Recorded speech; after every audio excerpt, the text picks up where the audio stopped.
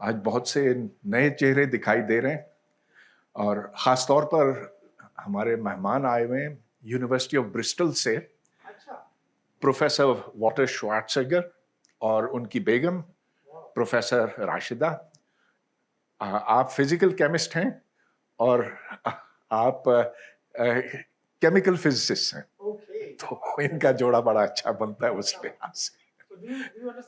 अच्छा जी, तो इन्होंने उर्दू भी सीखी है, लिहाजा आज का लेक्चर मैंने इनसे इजाज़त ली कि उर्दू में ही हो, तो इन्होंने इजाज़त दे दी। तो मौजू हमारा ये आपके सामने है।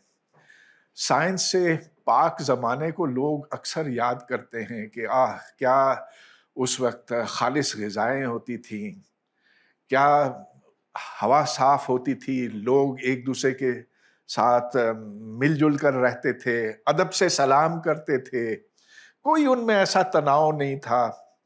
अब ये जो ज़माना आया है तो हर एक जो है दौड़ में लगा हुआ है।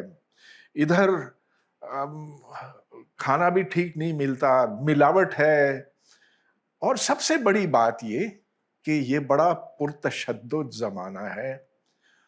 तो वो जोड़ते हैं इस चीज को साइंस के साथ और इंसानी तरक्की के साथ और कहते हैं कि काश के वो पुराने जमाने वापस आ सकते। तो इसकी कुछ मजहबी शक्लें भी निकलती हैं, जैसा कि हिंदुस्तान में हिंदू राष्ट्र की बात होती है, हमारे यहाँ जो रियासत मदीना है उसकी बात होती है, और लोग कहते हैं कि काश के हम उन जमानों में पहुंच सकते। ठीक है, जाएं, हम उनको नहीं रोकते, लेकिन मसला ये है कि अगर उस वक्त आपके दांत में दर्द होता ना और दांत निकालने की जरूरत पड़ती तो एनेस्थीसिया नहीं होता, फिर हथौड़ा लेकर वो निकालना पड़ता। अगर कोई सर्जरी की जरूरत होती तो छुरी, तलवार, चाकू उससे काट के निकालना पड़ता। अक्सर बच्चे मर जाते थे पैदाइश के वक्त ही। तो बहुत पहले की बात मैं नहीं कर रहा हूं, मैं अपने खानदान ही की बात करूं तो मेरी दादी के 22 बच्चे थे अकेले, शी इज वन वाइफ। और मेरे 10 ताया हैं, 7 चचियां, 10 ताया थे, 7 चचियां थीं, खैर वो अल्लाह को प्यारी हो गई सब, लेकिन 5 तो कभी वो तो पैदाइश के वक्त ही मर गए। आजकल के जमाने में अगर कोई बच्चा बीमार हो तो आप उसको ले जाते हैं शिफा या पॉलीक्लिनिक या इधर उधर, अक्सर बच्चे बच जाते हैं। और ये आप देखिए कि जो पाकिस्तान की आबादी, जो मगरबी पाकिस्तान की आबादी सन 47 में थी, वो 2.8 करोड़ थी, यानी कि 28 मिलियन थी, जो कि अब 220 मिलियन से तजावुज कर गई है। और ये इस बात की दलील है कि हमें बेहतर खाना पीना मिल रहा है, सफाई बेहतर है पहले के मुकाबले में, कि यहाँ ग़िज़ा सिर्फ बेहतर नहीं है लेकिन हमें अद्वियात भी मिलती है, जो सहूलियात ज़िंदगी हैं वो हमें ज़्यादा मैसर हैं। अगर और पीछे चलें तो ये 28 मिलियन, जो 28 मिलियन 47 के वक्त थी, उस वक्त अगर आप औसत उम्र निकालें तो वो कोई 45-48 के बीच में थी। आजकल तो लोग 60-65 औसतन जीते हैं, कोई बड़ी बात समझी नहीं जाती है। हमारे यहाँ जो 50 साल का होता है कुछ दिहाइयां पहले, उसको बूढ़ा समझा जाता है। अब तो लोग जीते रहते हैं। मुसीबत आ गई है इसकी वजह से, क्योंकि आबादी इससे बहुत तेजी से बढ़ रही है। लेकिन इसमें कोई शक नहीं कि आज इन अद्वियात की वजह से जो नए किस्म के पौधे, जो नई किस्म की फसलें बनाई गई हैं, उससे हमारी बेहतरी बहुत हुई है। अगर दुनिया की अमूमी आबादी देखी जाए तो वो उसका ग्राफ कुछ यूं बनता है कि اگر صنعتی انقلاب کب آیا؟ آج سے کوئی 150 سال پہلے، 1918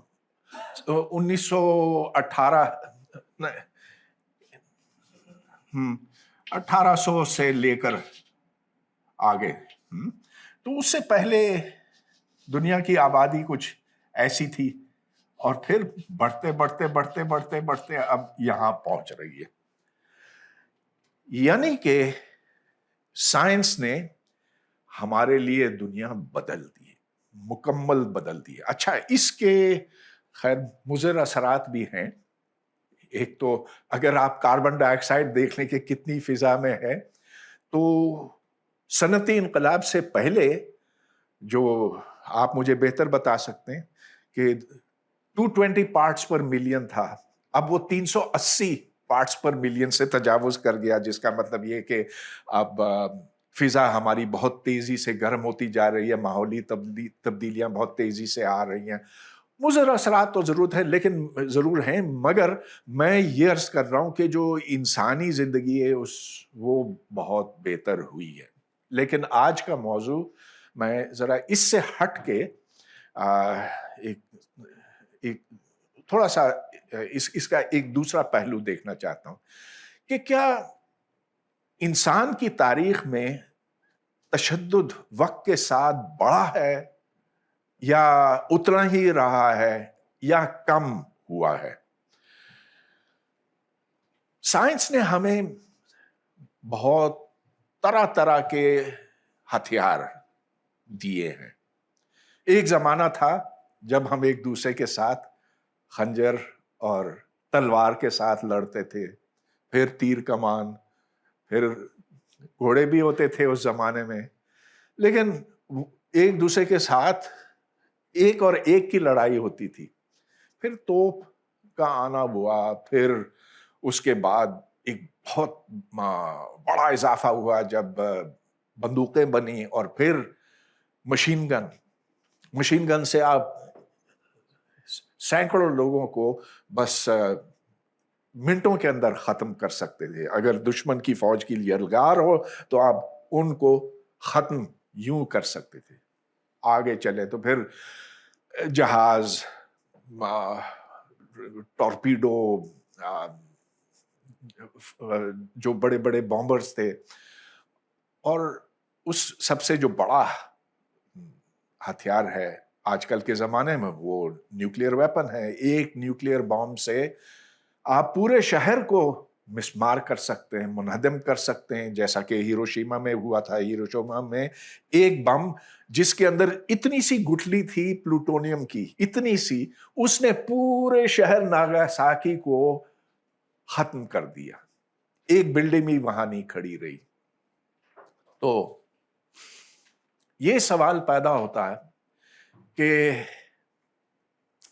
سائنس کے جو فائدے ہیں وہ تو بالکل ہمارے سامنے ہیں، دوسری طرف یہ جو تباہی کا سامان سائنس کے استعمال سے بنا ہے، تو پلڑا کس طرف جھکا ہے؟ کیا اس طرف یا اس طرف؟ تو یہ توازن کہاں ہے؟ ایک بڑی دلچسپ کتاب چھپی ہے، اس کا مصنف ہے اسٹیفن پنکر. اور میں آج بہت سی باتیں اسٹیفن پنکر کی کتاب سے لینے والا ہوں، اور تھوڑی دیر میں اس کا تعارف کراؤں گا. لیکن اسٹیفن پنکر MIT میں شعبہ نفسیات میں پروفیسر ہے، اور میں اسے ملا ہوں 1-2 دفعہ. بڑے قاعدے کا آدمی ہے. اس کی لکھائی اور جس انداز میں بولتا ہے، دونوں مجھے بہت پسند ہیں. اور اس کتاب میں اس نے ایک بڑے مدلل انداز میں یہ بات ہمارے سامنے رکھی ہے کہ وقت کے ساتھ ساتھ انسانی معاشرے میں تشدد کم ہوا ہے. اب جب لوگوں نے یہ بات دیکھی، لکھی ہوئی بات پڑھی، تو وہ انہیں بڑا تعجب ہوا کہ کوئی اس طرح کی بات کر رہا ہے. کیونکہ عام طور پر یہ سمجھا جاتا ہے کہ اتنی جو جنگیں ہوئی ہیں، پہلی جنگ عظیم ہوئی، دوسری جنگ عظیم ہوئی، اور کتنے لوگ مرے، 20वीं सदी में जो हिटलर ने वहां जेनोसाइड किया था, यहूदियों का कला कमा किया था, वो उस हिटलर ने जितने यहूदियों को मारा वो कोई 15 मिलियन के लगभग थे। आप फिर कैसे कह सकते हैं कि वक्त के साथ इंसान ज्यादा पुरअमन हुआ है?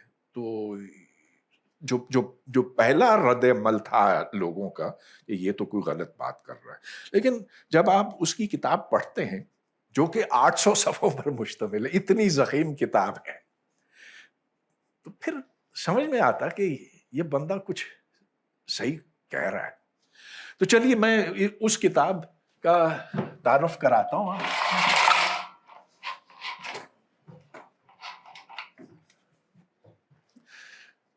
The better angels of our nature, why violence has declined। और ये किताब मिलियंस की तादाद में बिकी है, पढ़ी गई है। तो इसका मुद्दा ये है कि हमारे अंदर इंसान की जिबिलत में 5 शैतान हैं, अंदरूनी शैतान हैं, और उनकी शनाख्त उसने यूं की है। इंस्ट्रूमेंटल वायलेंस, यानी कि हम तशद्दुद करते हैं, इस्तेमाल करते हैं कोई खास मकसद के हुसूल के लिए। तो मिसाल के तौर पर आपके पास कोई चीज है जो मैं आपसे लेना चाहता हूं और आप मुझे देते नहीं हैं, जो भी वजह है, तो मैं मार कर आपको दूर करूंगा। तो तशद्दुद, instrumental violence, violence with the purpose of obtaining a particular objective, ये हमारे अंदर है। फिर हम औरों को कंट्रोल करना चाहते हैं, उन्हें डोमिनेट करना चाहते हैं, उनके ऊपर गालिब आना चाहते हैं, उन पर बालादस्ती अपनी कायम करना चाहते हैं, और ये इनफिरादी तौर पर भी और इज्तिमाई तौर पर भी और कौमी सतह पर भी। ये भी हमारे अंदर है। कोई हमसे बुरा करे, हम बदला लेना चाहते हैं, और बदला एक ऐसी चीज है जो बहुत आगे तक चल सकती है। मिसाल के तौर पर आप देखते हैं कि खास तौर पे जो पश्तून मुआशरा है, उधर तो पूरी नस्लें इसको, मेरे दादा के दादा से ये बुरा हुआ, उस कबीले ने ये किया, तो वो कबीला मेरा दुश्मन है, तो बदला तो मुझे लेना ही है उनके खिलाफ। आमतौर पर ये अब ये जरा कम हो गया है, सुना है, लेकिन ये बदला लेने की जो ख्वाहिश होती है, ये हमारे अंदर पिन्हा है। फिर एक लफ्ज है सेडिज्म। अच्छा, तो मैंने लुगत खोला, तो लुगत में लिखा है सेडिज्म बीइंग सैड। क्योंकि वो तस्वुर ही नहीं ना उर्दू में। हाँ, ये असल में एक शख्स था, मार्की डे साड, जिसको बड़ा मजा आता था लोगों को अजियतें देने से, और खास तौर पर उसकी जो दाश्ताएं थी उनको वो टॉर्चर करता था, और जब उन्हें जितनी ज्यादा तकलीफ पहुंचती थी उतना ही उसको ज्यादा मजा आता था। तो ये सेडिज्म एक खराबी है जो वो भी हमारे अंदर पैदाइशी है। और फिर आइडियोलॉजी, नजरिया, हम नजरिए की खातिर लड़ने के लिए, मरने के लिए तैयार होते हैं। वो इसलिए कि एक चीज हमारे दिमाग के अंदर जब डाली जाती है कि यही सच्ची चीज है, तो उसके लिए फिर हर चीज हम कुर्बान करने के लिए तैयार हो जाते हैं, और इसमें कोई सोचने समझने की जरूरत नहीं। वैसे ही होता है जैसा कि आंखों के ऊपर कोई पट्टी लगाई गई हो। ये चीजें कहाँ से आई? तो यहाँ पर कुछ लोग बैठे हैं, जब मैंने रिचर्ड डॉकिंस की किताब द सेल्फिश जीन पर बात की थी। हमारे अंदर जो जीनियाती मादा है, उसका एक बुनियादी हिस्सा है डीएनए। डीएनए का एक टुकड़ा है जिसको जीन कहते हैं, और एक इंसानी जिस्म के अंदर कोई 20,000 से 25,000 जीन्स हैं, और हर जीन की हर जीन का मंजिल मकसूद ये है, उसका मकसद है कि वो अपनी नस्ल को आगे बढ़ाए, अपनी तादाद को ज्यादा से ज्यादा करे। और डॉकिंस कहता है कि जो इंसान की खुदगर्जी है, वो असल में इस जिस्म की खुदगर्जी नहीं है, ये असल में उस जीनियाती मादे का प्रोग्राम है। तो जैसा कि एक कंप्यूटर होता है, उसका प्रोग्राम है, उसका सॉफ्टवेयर बना है, तो उसका सॉफ्टवेयर जीन को ये बताता है कि तुम्हें इस तरह से तदबीर बनानी है, एक स्ट्रेटजी बनानी है कि तुम न सिर्फ अपने आप को बचा सको, लेकिन अपनी तादाद को मुमकिन हद तक बढ़ा सको। तो ये हमारी जिबिलत के अंदर है, ये हमें विरसे में सब कुछ मिलता है। ये 5 इनर डीमंस हैं जिनकी शनाख्त पिंकर ने की। मगर इसके मुकाबिल शऊर है। शऊर जो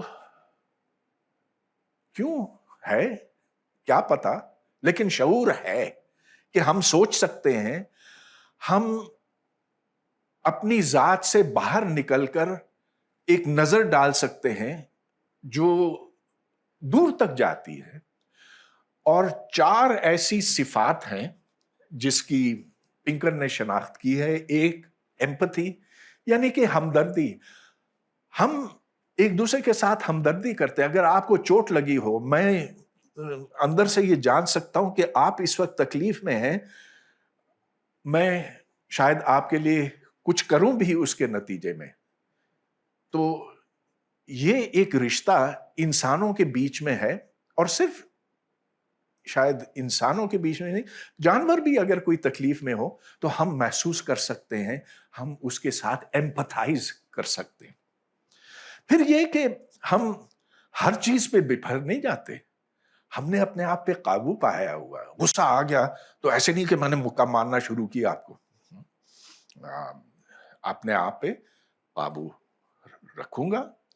और जब वो गर्मी उतर जाएगी, फिर मैं एक ठंडे दिल से इस पूरी चीज को देख सकूंगा। तो सेल्फ कंट्रोल दूसरी सिफत है। मॉरल सेंस, ये पता नहीं क्यों और कैसे, किसी चीज का कुछ पता नहीं क्यों कि कैसे ये है। ये एक समझ लीजिए कि हमारा मुशाहिदा है। It is an observation, we don't know why it's there but it's there, कि हमारे अंदर एक चीज है जो बोलती है कि ये ना करो, ये तुम ठीक नहीं कर रहे हो। उसको ज़मीर कहते हैं। एक हल्की सी आवाज कहीं दिमाग में बोलती है। ये हमारी रहनुमाई करती है। हमें जो गुस्सा आता है या जो हम औरों से छीनना चाहते हैं, हमें पता है कि ये नाजायज है, ना हमें गो कि ये कहीं लिखा हुआ ना हो, लेकिन फिर भी हमें ये पता चलता है क्योंकि ये आवाज, हल्की सी आवाज बोलती है। और फिर अक्ल और खिरद, रीजन, जो हमें बताती है कि इसको यूं सोचने से तुम्हें ये फायदा होगा, नुकसान होगा, लेकिन सिर्फ ये नहीं कि तुम्हें नुकसान फायदा क्या होगा, इज्तिमाई तौर पर क्या होगा। तो ये मुकाबला है 2 लश्करों के बीच में।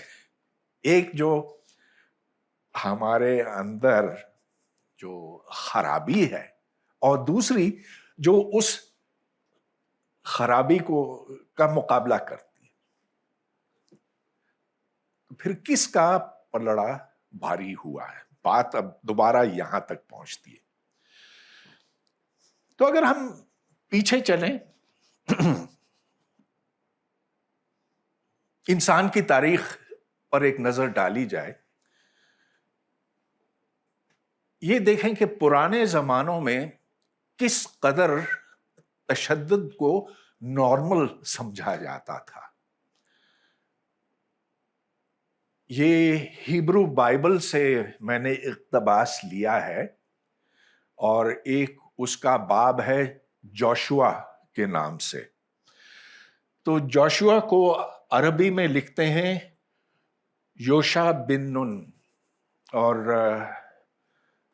اگرچہ اس کا قرآن میں ذکر نہیں ہے، لیکن حدیث میں ہے.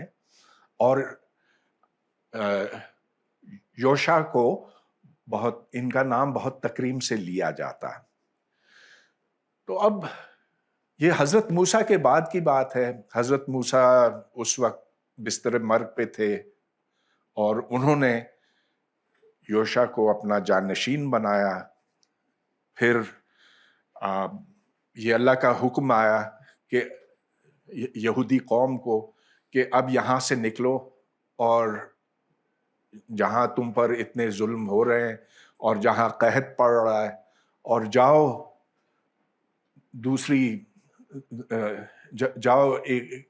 کسی اور اس خطے کے کسی اور گوشے میں جاؤ، اور میں تمہاری رہنمائی کروں گا. تو اللہ کا یہ حکم اوپر سے نازل ہوا، جس کے نتیجے میں پھر جوشوا نے اپنی قوم کو اکٹھے کیا، اور جب وہ جنگ کے لیے نکلے، دوسری قوم پر حملہ ہوئے، تو اس سے پہلے اوپر سے یہ حکم آیا جو میں آپ کو پڑھ کے سناؤں گا. And as soon as you have taken the city, you shall set the city on fire. You shall do according to the word of the Lord. See, I have commanded you. اور اسی Joshua 8:8 میں ہے، 8:9 میں ہے، اصل میں جگہ کم پڑ گئی. And all who fell that day, both men and women, were 12,000. All the people of Ai. اس شہر کا نام تھا Ai. But Joshua did not draw back his hand with which he stretched out the javelin until he had devoted all the inhabitants of Ai to destruction. Only the livestock and the spoil of that city Israel took as their plunder. تو یہ بنی اسرائیل کی بات ہو رہی ہے. According to the word of the Lord that he commanded Joshua. So Joshua burned Ai and made it forever a heap of ruins, as it is to this day. And he hanged the king of Ai on a tree until evening. And at sunset, Joshua commanded, and they took his body down from the tree, and they threw it at the entrance of the gate of the city, and raised it over a great heap of stones, which stands there to this day. تو یہ old testament میں ہے، یعنی کہ 3000 سال پرانی بات ہوگی، 2500 سال، مجھے پتہ نہیں. مگر واضح تھا کہ اس زمانے میں جب آپ جنگ کرتے تھے تو آپ صرف اپنے دشمن کو مسخر نہیں کرتے تھے، اس کو ہراتے نہیں تھے، آپ اسے قتل کر دیتے تھے. اور صرف اس کو نہیں، اس کی عورتوں کو، اس کے مویشی کو، سب کچھ آپ ختم کر دیتے تھے. یہ اس زمانے کا دستور تھا، آپ اس کو برا نہ کہیں، یہ اس زمانے کا عام طریقہ تھا جنگ لڑنے کا. میں کچھ زیادہ نہیں کہنا چاہتا ہوں، لیکن آپ لوگوں نے قرآن شریف بھی پڑھا ہے، بنو قریظہ کے واقعے سے بھی آپ واقف ہیں. تو یہ اس بات کی دلیل ہے کہ اس زمانے میں ایسا ہوتا تھا. جب آپ جنگ جیتے تھے تو مفتو کی لڑکیاں آپ کی ہو جاتی تھی، لونڈیاں ہو جاتی تھیں، جو مرد تھے ان کو آپ غلام بنا دیتے تھے. اور یوں جو پرانے زمانے تھے اگرچہ بہت حسین تھے، بہت اس زمانے میں انصاف تھا، اس زمانے کے لحاظ سے انصاف تھا، کیونکہ ہر زمانے کے دستور الگ ہوتے ہیں، تو وہ تھا. آگے چلتے ہیں. جہانگیر کے عدل کے بارے میں تو آپ نے سنا ہے، مشہور ہے نا. آپ میں سے کوئی بتا سکتا ہے کہ کیوں مشہور ہے عدل جہانگیر؟ کوئی واقعہ اس میں سے، کوئی کچھ؟ زنجیر ہلا دیتے. ہاں، زنجیر ہلا دیتے تھے. زنجیر تو جس کو بھی شکایت تھی بادشاہ سلامت سے، وہ زنجیر ہلا سکتا تھا. اور بادشاہ سلامت وہاں پہنچتے تھے، پوچھتے تھے مسئلہ کیا ہے، تو اس کے حساب سے پھر اس کے ساتھ انصاف کیا جاتا تھا. تو شبلی نعمانی کی ایک بڑی مشہور نظم ہے عدل جہانگیر کے نام سے، جس کا قصہ کچھ یوں ہے کہ نور جہان، ملکہ نور جہان ٹہل رہی تھیں اپنے جہاں بھی وہ رہتے تھے، جو بھی محل تھا، محل کا نام مجھے یاد نہیں ہے، بہرحال تو ادھر کسی راہگیر نے ان کی طرف دیکھا، آنکھیں ملائیں، اور یہ آپ ملکہ کے ساتھ نہیں کر سکتے، یہ گستاخی ہے.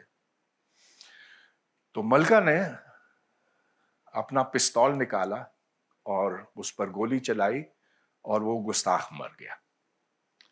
یہ خبر جب جہانگیر کو ہوئی تو جہانگیر نے کہا کہ یہ تو غلط ہے، یہ تو خلاف قانون ہے، اس پر ہتھکڑیاں لگاؤ اور اس کو عدالت میں پیش کرو. تو عدالت میں اس کو پیش کیا گیا، جہاں اس نے یہ دلیل دی کہ کسی کو حق نہیں کہ وہ ملکہ کو گستاخ آنکھوں سے دیکھے. جس کے بعد قاضی صاحب نے، جو ادھر کے قاضی تھے، انہوں نے ان کو بری کر دیا.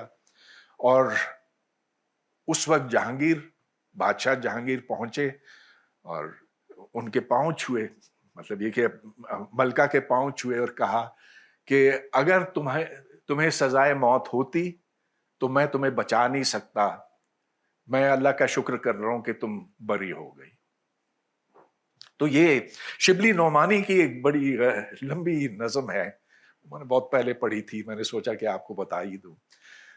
مشہور کر دیا گیا کہ جہانگیر بہت منصف ہے، از اے ویری جسٹ مین. کوئی یہ نہیں بتاتا، یا کم لوگ بتاتے کہ اس نے اپنے باپ کے ساتھ کیا کیا. ابو الفضل جو اکبر نامہ کا مصنف تھا، اور جس نے اور بھی آئین اکبری لکھی، تو اس نے ابو الفضل کو قتل کر دیا، کیونکہ ابو الفضل نہیں چاہتا. ابو الفضل نے اکبر سے کہا تھا کہ یہ تمہارا بیٹا شراب پیتا ہے اور اچھے کام نہیں کرتا اور بہت سے اور غلط کام کرتا، تو اس نے ابو الفضل کو قتل کروا دیا. اور تو اور اپنے بھائیوں کو بھی اس نے مار دیا. اس زمانے میں بھائیوں کو قتل کرنا تو کوئی بات ہی نہیں ہوتی تھی. ایک اور مثال اس کی اورنگزیب اور دارا شکوہ کی، وہ آپ جانتے ہیں نا، دارا شکوہ کا پورا قصہ جانتے ہیں. اور آپ کو یہ بھی پتا ہونا چاہیے کہ اورنگزیب نے عالمگیر جو اس کا باپ تھا، اس کی آنکھیں نکلوا دی، اندھا کر دیا، اور اپنے سارے بھائیوں کو بشمول دارا شکوہ کو قتل کیا. کس نے؟ ہاں بالکل بالکل، اس کو بھی مروایا. کسی نے لکھا ہے کہ اورنگزیب بہت نیک پاک، وہ کہا جاتا ہے کہ وہ اورنگزیب جو ہیں بہت نیک پاک بادشاہ تھے، اور جتنی کتابیں ان کے دفاع میں لکھی گئیں کسی بادشاہ کے دفاع میں نہیں لکھی گئیں، اور انہوں نے نہ کوئی نماز چھوڑی اور نہ کوئی بھائی چھوڑا. اور وہ ٹوپیاں سیتے تھے نا, نماز کی ٹوپیاں سیتے تھے. سب سے بڑی بات یہ تو بڑا پاکیزہ شخص تھا اور اپنے زمانے کے لحاظ سے بہت اچھا بادشاہ سمجھا جاتا تھا. مسلمانوں کے لیے, ہندوؤں کے لیے اتنا اچھا نہیں.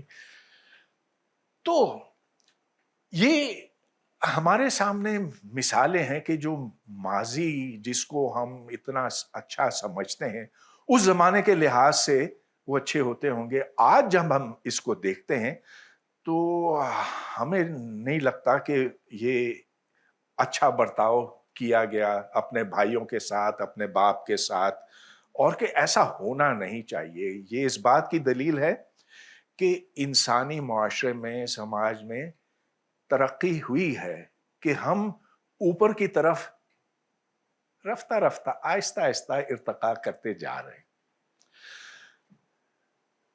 لیکن چلیے, جو سب سے اہم بات ہے وہ تو اعداد و شمار بتاتے ہیں. یہ نہیں کہ آپ کی پسند ناپسند کیا ہے, لیکن اعداد و شمار, تشدد کے اعداد و شمار.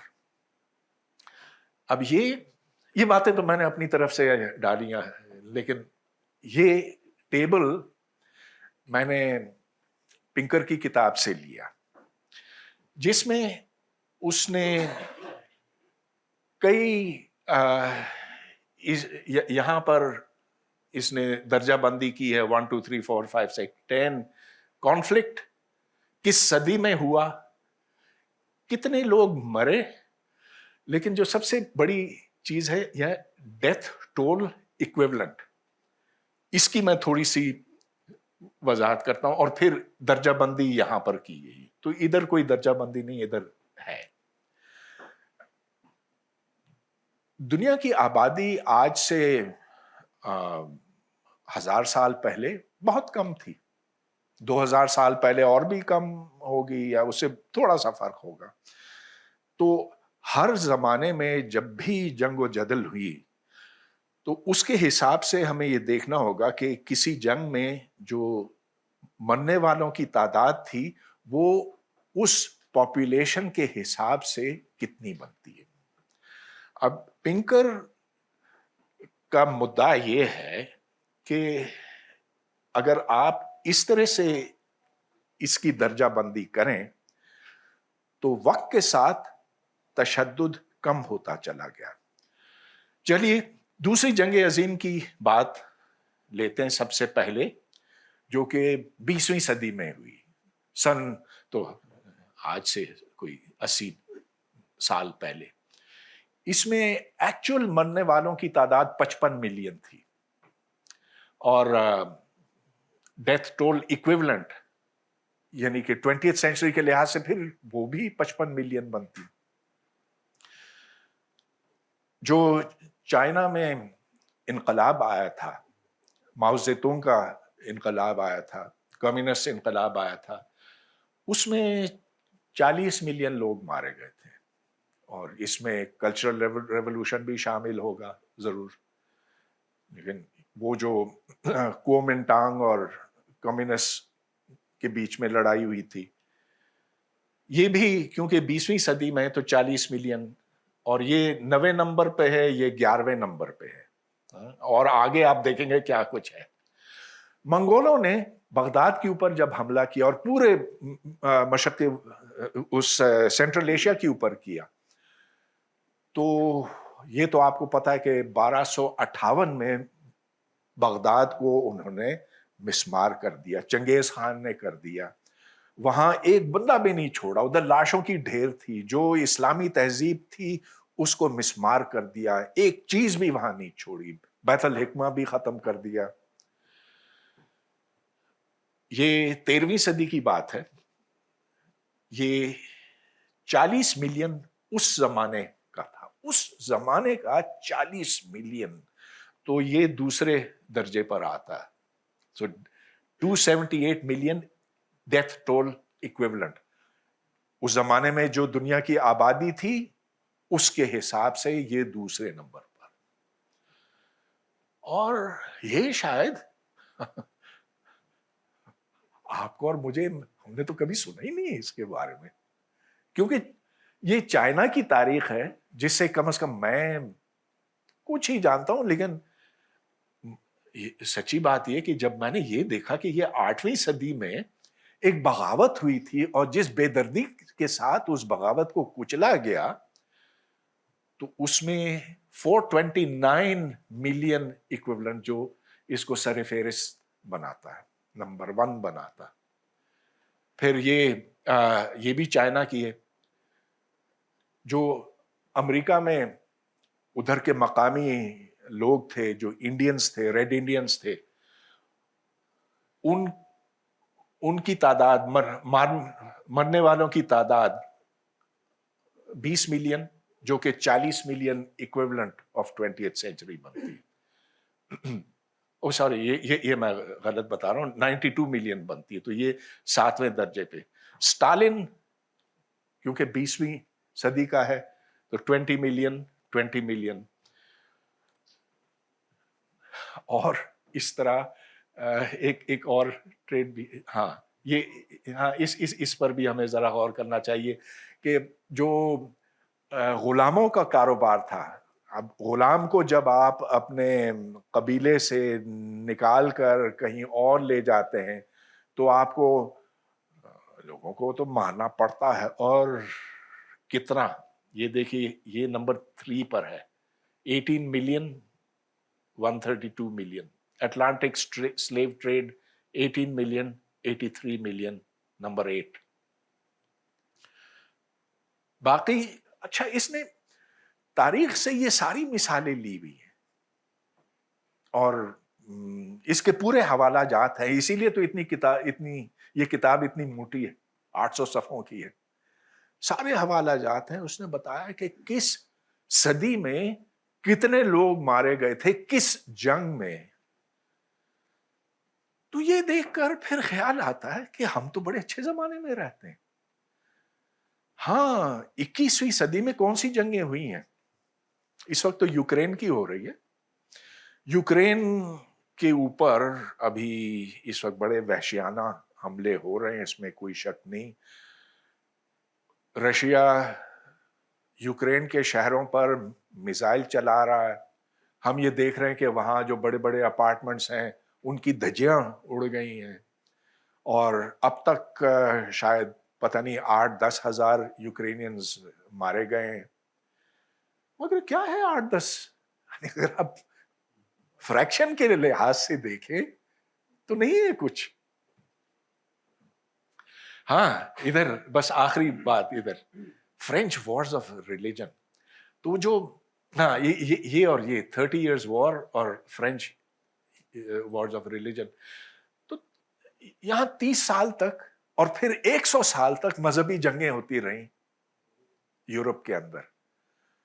اور وہ اتنی شدید تھیں کہ جو جرمنی کی آبادی تھی، جو ایک زمانے میں 18 ملین تھی، وہ گھٹ کے 8 ملین ہو کر رہ گئی. اور سوچیں کہ اس زمانے میں نیوکلیر ویپنز تھے، وہ ہاتھوں سے جا کر مارتے تھے ایک دوسرے کو. پھر جب نوبت یہ آ گئی کہ کوئی حل چلانے والا نہیں تھا تو اس وقت پھر جنگ رک گئی. فاقے کے مارے فاتح مفتوح سب رک گئے. آگے لڑنا کیا ہے. اچھا، اس کتاب میں جو اور دلائل ہیں جو ہمیں بتاتے ہیں کہ ہم آج بہتر حال میں ہیں بنسبت پہلے کے. لنچنگز لے لیجئے، جیسا کہ آپ نے دیکھا ہے. کہاں دیکھا ہے حال میں؟ آپ نے انڈیا میں دیکھا ہے، ہم نے سیالکوٹ میں دیکھا ہے، ہم نے، اور سیالکوٹ میں ویسے کئی دیکھے نا. ابھی تو یہ سری لنکن کے ساتھ ہوا تھا، اس سے پہلے وہ جو 2 بھائی پکڑے گئے تھے چوری کرتے ہوئے، ان کو لنچ کر دیا. تو ایک ہجوم آتا ہے، انہیں آ کر پکڑ کے لے جاتا ہے، پھر مار مار کے ان کا بھرتا کر دیتا. یہ کالوں کے ساتھ ہوا کرتا تھا، بہت زیادہ ہوا کرتا تھا امریکہ میں. جس زمانے میں ان کو غلام کے طور پر لایا گیا تو یہاں پر دیکھیے اس ایکسس پر number of lynchings in the U S A 1970 to 2005. اب 1960s کے بعد تو کوئی ہے ہی نہیں. there is no lynching after that. شاید ہاں. I'm concerned about the x-axis. It says, I mean, it's starting from 1880s to 1960s, but the label says 1970s to 2005. The reason is that this continues on to zero. ابھی کچھ ہوتا ہی نہیں نا. there are no lynchings in the US anymore. Oh, right. So the curve has flattened out. ہمارے ہاں flatten out نہیں ہوا ہے, کہیں کہیں کوئی بمپ آتا ہے. اس سے زیادہ تو اور طرح کی اموات ہوتی ہیں. مگر لنچنگز, چلیے لنچنگز کے اعتبار سے یہ بات بالکل واضح ہے کہ پہلے اس کو ایکسیپٹ کیا جاتا تھا. یہ آپ کر سکتے ہیں, کالوں کے ساتھ ہی کر سکتے ہیں. اب بلیک لائیوز میٹر. دہشت گردی تو یہاں پنکر کی کتاب سے میں نے یہ لیا ہوا. یہاں پہ فی لاکھ لوگ اموات, فی لاکھ ڈیتھس پر 100,000 پیپل پر ایئر. تو یہ زیادہ سے زیادہ, یہ اسکیل دیکھ لیجئے 1, اور یہ ہے 2001 کے لگ بھگ. تو یہ میرا خیال ہے یہ 9/11 کے بعد ہوا ہے. ادھر کچھ نیو یارک میں کچھ سکھوں کو پکڑ کے مارا تھا, اور نہیں سوری, یہ ٹیررزم نہیں, یہ دس ڈیتھس بائی ٹیرر. یہ تو 9/11 ہی کا وہ جو جہاز ٹکرایا تو اس وقت بہت اوپر سپائک کیا. لیکن اب دیکھیں, دس از 1 in 100,000. حالانکہ دہشت گردی کا اتنا بتنگڑ بنایا گیا. خوفناک چیز تو ہے, دلوں میں خوف اس سے آتا ہے, لیکن اگر آپ دیکھیں کہ کتنے لوگ ٹریفک میں مرتے ہیں تو اس کے حساب سے تو یہ بہت کم ہے. اور چلیے یہ اس سے ایک معاشرہ درہم برہم ہو جاتا ہے. اس ہر حکومت کے اوپر, ہر ریاست کے اوپر پھر یہ لازم ہوتا ہے کہ یہ اس کو ختم کر دے یا ختم کرنے کی کوشش کرے. یہی بات اب یورپ میں آپ دیکھ سکتے ہیں کہ ادھر بھی دہشت گردی کم ہوتی چلی گئی, اور یہاں یہ پوری دنیا کے لیے ہے دہشت گردی کا حساب, ڈیتھس پر 1000 پر year. So this is worldwide. لیکن اس میں افغانستان اور عراق شامل نہیں ہے, کیونکہ وہ پتہ نہیں اس ڈیٹا میں شامل نہیں ہے. ہاں, ہمیں یہ بھی سوچنا چاہیے, اب ہمیں اپنی بات بھی کرنی چاہیے.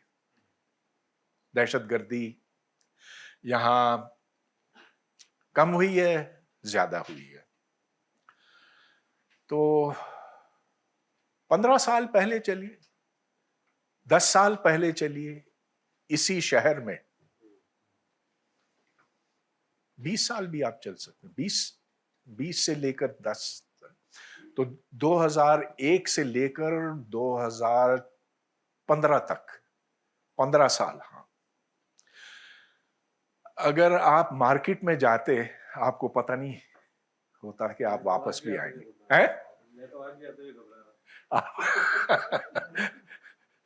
نہیں, اب وہ خوف نہیں رہا نا. پہلے تو ایسے تھا کہ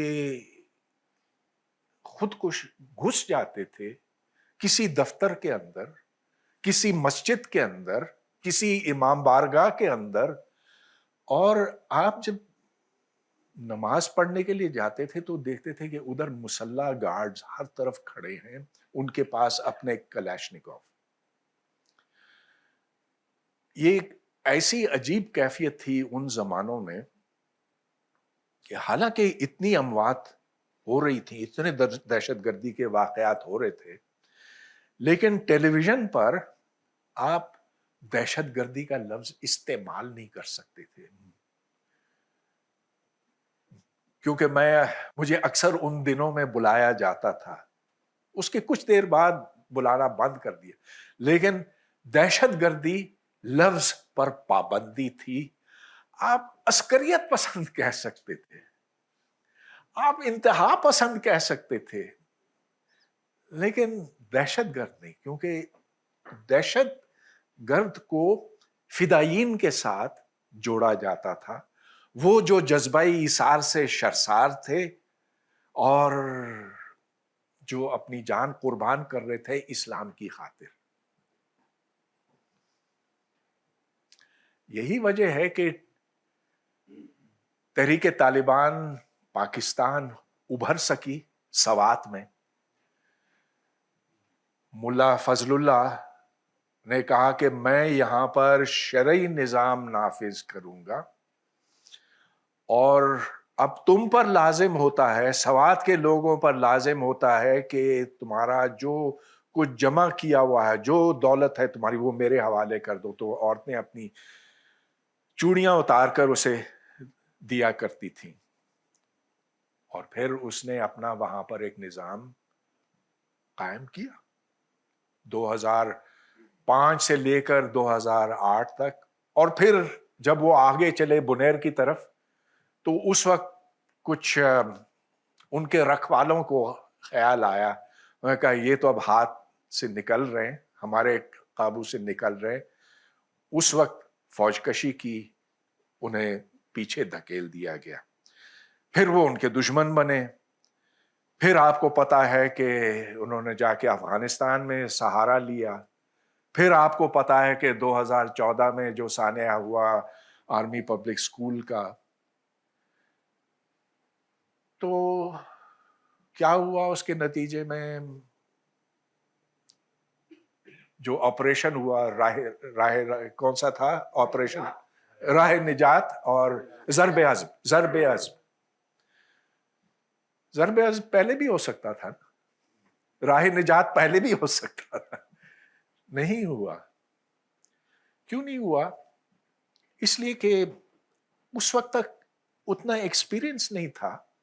इस वक्त तक लोगों को, जो इनके हैंडलर्स थे, जो अरबाब इख्तिदार हैं, अरबाब इख्तियार हैं, उन्हें ये नहीं पता था कि ये हमारे काबू से बाहर निकल जाएंगे। और फिर जब अंदाजा हुआ तो फिर सख्ती हुई, फिर उनके खिलाफ जंग का ऐलान हुआ।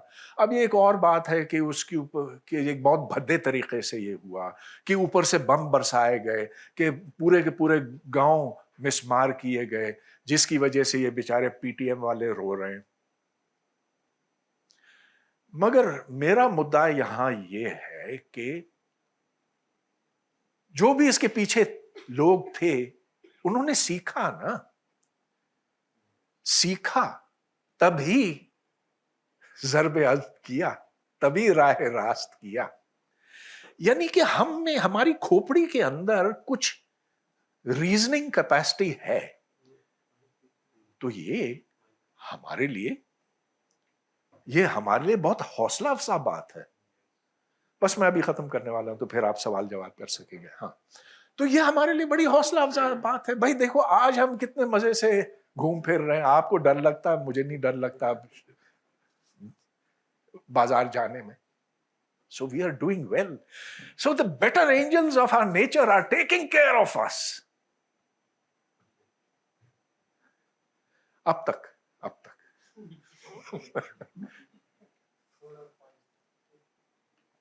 कुछ खतरात हैं और बहुत बड़े खतरात हैं। एक तो न्यूक्लियाई जंग की है। अब ठीक है, सन 45 के बाद से न्यूक्लियर वेपन कभी इस्तेमाल नहीं हुआ, लेकिन सन 62 में क्यूबन मिसाइल क्राइसिस में न्यूक्लियर तसादम का खतरा खासा बढ़ गया था। और जो उस जमाने में सेक्रेटरी ऑफ डिफेंस था, रॉबर्ट मैकनामारा, मैं एक दफा उससे मिला भी था, उसने अपनी सवाने हयात में ये लिखा कि the chance of nuclear war was 50-50। और अगर ये सन 62 में जंग होती तो आज दुनिया में इंसानों का बसना मुमकिन न होता, क्योंकि सन 62 में कोई 30,000 न्यूक्लियर वेपन ऐसे थे जो इस्तेमाल होते, और बस बाल बाल हम बच गए। हाँ हुआ ये, अच्छा ये बहुत दिलचस्प बात है कि आपको पता है कि क्यूबा का मुहासरा किया हुआ था अमेरिकनों ने, और अमेरिकन एयरक्राफ्ट कैरियर्स भी क्यूबा के इर्द गिर्द तैनात किए गए थे। तो रशिया के एक सबमरीन कमांडर को ये हुक्म दिया गया मॉस्को से कि न्यूक्लियर टॉर्पीडो चला दो, इन एयरक्राफ्ट कैरियर्स को तबाह कर दो। तो जिस सबमरीन को ये ऑर्डर मिला, उसके कमांडर ने कहा कि टॉर्पीडो तैयार कर लो, एयरक्राफ्ट कैरियर फला फला जगह है, अपनी पोजीशन में आ जाओ और तैयार हो जाओ। एक बंदा खड़ा हो गया, उस तीन लोगों की रजा इसमें शामिल होनी थी, दो ने हामी भर दी, एक खड़ा हो गया, उसने कहा कि ना मैं नहीं कर सकता। ये इसके बाद तो फिर तीसरी आलमी जंग छिड़ जाएगी, ये मैं नहीं कर सकता। उसका नाम मैं भूल रहा हूं, कुराशेंस्को है शायद। तो उस एक शख्स की वजह से तीसरी आलमी जंग होने से रह गई। हम कितना नजदीक आ गए थे। इंडिया पाकिस्तान की मिसाल लीजिए, एक दूसरे पर हम गालम गलोच करते हैं, कभी कभी गुस्से में आकर मुक्के भी दिखा देते हैं, कभी वो इस तरफ अपने जहाज भेजते हैं, कभी हम अपने जिहादी उस तरफ भेजते हैं। अब होते होते ये भी अगर अक्ल से काम लिया जाए तो फिर जंग नहीं होनी चाहिए ना, क्योंकि हम उनको तबाह कर सकते हैं, वो हमें तबाह कर सकते हैं।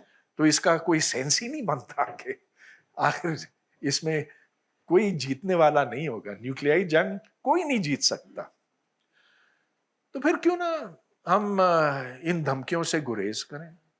ये हमारी अक्ल कहती है, और अगर अक्ल की बालादस्ती रही तो फिर जंग नहीं होगी। लेकिन अगर खुदा ना खास्ता कोई हादसा होता है, कोई गलत फहमी होती है, कोई ऐसे होता है कि हादसाती तौर पर पाकिस्तान में एक हमारा अपना ही बम फट जाता है किसी भी वजह से, जैसा कि जिसका इम्कान कम है लेकिन नामुमकिन नहीं है, तो पाकिस्तान क्या समझेगा कि हिंदुस्तान ने ये बम हम पे मारा है?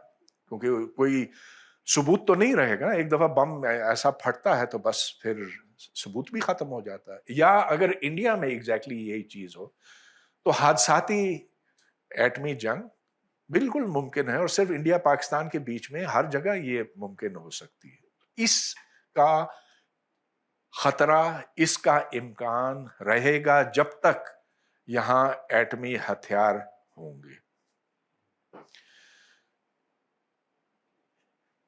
उतना ही बड़ा खतरा, लेकिन वो यकदम हमें नहीं होता हुआ दिखाई देता, वो माहौलियाती तब्दीली का है। जिस तरह से हम पेट्रोल जला रहे हैं, गैसें हमारी फिजा को आलूदा कर रही हैं, जिस तरह से दर्जा हरारत अमूमी तौर पे बढ़ रहा है, और अब हम ये देखते हैं कि जो बर्फ शुमाली और जुनूबी कुतुब पर हैं, वो बर्फ के तोदे पिघल रहे हैं, समंदर की सतह ऊपर उठती चली जा रही है।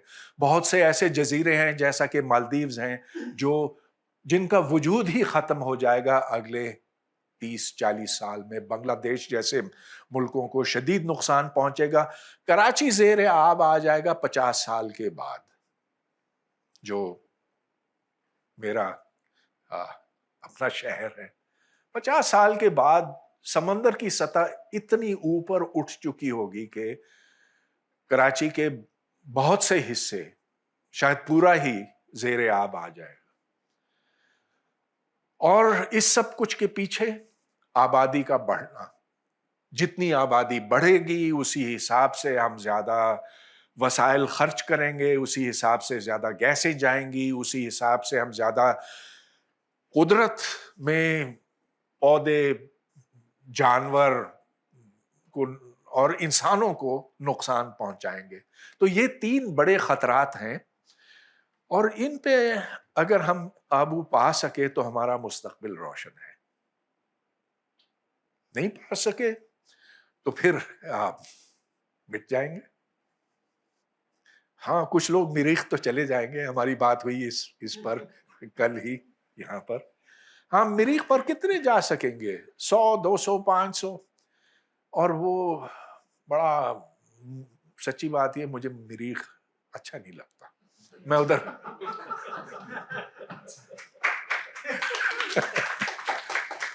تو بس میں نے اپنی بات پوری کر دی. اوکے سوال جواب. مائک.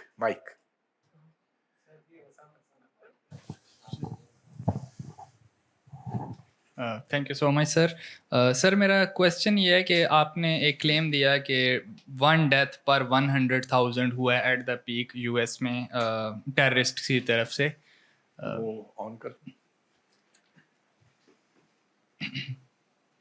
تو sir I would like to respectfully disagree with this کہ دیکھیں ہم میس کیجولٹیز کی بات کر رہے ہیں نا. ایک تو نمبرز تو چلیں دے آر آن پلیس, لیکن ٹیررسٹ کا تو یہ کلیم ہی نہیں ہے کہ ہم نے میس کیجولٹیز کاز کرنی ہے. ان کا تو جو آبجیکٹیو ہے آئیڈیولوجیکل سپیریورٹی, مینٹل اور فزیکل سبجوگیشن کرنا, ٹھیک ہے. تو اس میں ڈائریکٹ جو ٹیکٹکس ہیں چلیں وہ تو اپنی جگہ, لیکن وہ کامیاب تو اس میں ہو رہے ہیں. 2 ایگزامپلس میں کوٹ کرنا چاہوں گا. یو این میں اسلاموفوبیا ڈے کا ڈکلیئر کیا جانا, بھارتی حکمران جماعت کا ابھی اس طرح سے ریسنٹلی ایک چھوٹے سے ملک کے سامنے گھٹنے ٹیک دینا. تو آئیڈیولوجیکل سپیریورٹی اور وہ لائک جو ایک دبدبا اور روب ہے جو ٹیرر کا یا اس انتہا پسندی کا جو مین آبجیکٹیو ہے, وہ تو کامیاب ہو رہا ہے, چاہے اس میں اتنی ڈیتھس کاز نہیں بھی ہو رہی ہیں. تو اس کے باوجود ڈسپائٹ دا فیکٹ کہ زیادہ اموات جو ہیں وہ اسی سائڈ پر ہوئی ہیں. میرے خیال میں آرگیومنٹ یہی ہے کہ ڈیتھس کی بات ہو رہی ہے کہ ڈیتھس کم ہوئی ہیں. آج سے 500 سال پہلے, 1000 سال پہلے زیادہ ڈیتھس ہوتی تھی اور شاید نوٹس بھی نہیں لیا جاتا تھا, پتہ ہی نہیں چلتا تھا. تو پوائنٹ میرے خیال میں ڈفرنٹ ہے وہ. نہیں دیکھیں یہ نفسیاتی طور پر 9/11 کا تو بڑا اثر ہوا نا.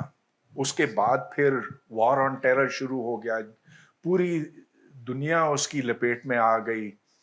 امریکہ نے ایک بڑا جارحانہ موقف اختیار کیا کہ جب تک ہم دہشت گردی کو جڑوں سے اکھاڑتے نہیں تو اس وقت تک ہم چین سے نہیں بیٹھیں گے. اس کے نتیجے میں پھر ناحق عراق پہ بھی حملہ کر لیا. تو دہشت گرد کامیاب تو ہوئے امریکہ کو اکسانے میں, اس میں کوئی شک نہیں. اور ان کا مقصد بھی یہ تھا کہ کسی طرح سے امریکہ کو شے دی جائے کہ وہ غصے سے پاگل ہو کر دنیا کے اوپر حملہ کرے, اور اس عمل میں امریکہ کمزور ہو جائے گا. اب یہ آپ خود ہی فیصلہ کریں کہ ان کا مقصد پورا ہوا کہ نہیں. کسی حد تک ہوا نا. تو یہ ہم نہیں کہہ سکتے کہ 9/11 کے ہائی جیکرز مکمل ناکام ہوئے.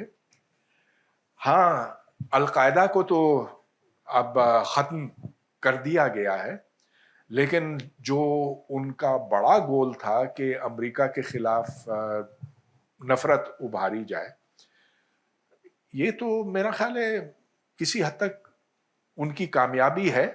اور یہ امریکہ کی ناکامی ہے کہ انہوں نے کہ وہ اس جھانسے میں آ گئے. اگر وہ تحمل سے کام لیتے, ٹھیک ہے 2000 لوگوں کا نیو یارک میں مرنا بہت ہی بڑی چیز تھی امریکہ کے لیے, لیکن اگر وہ ایک قانونی طریقے سے آگے بڑھتے, ٹھیک ہے اسامہ بن لادن کا وہ تعاقب کر رہے ہیں لیکن وہ یو این کے ذریعے سے کرنا چاہیے تھا.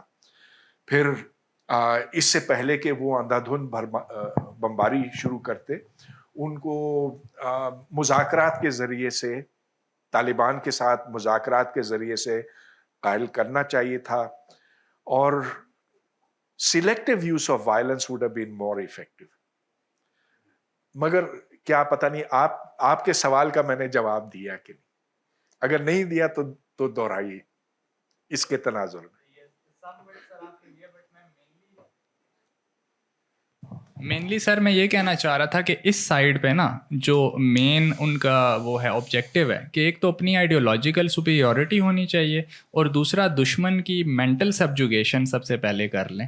ٹھیک ہے, فزیکل سبجوگیشن اپنے ایریاز میں ہم کر لیں گے, تو اس میں تو وہ کامیاب ہو گئے ہیں. بے شک انہوں نے اتنی ڈیتھس نہیں کاز کی. وہ سے مطلب کون؟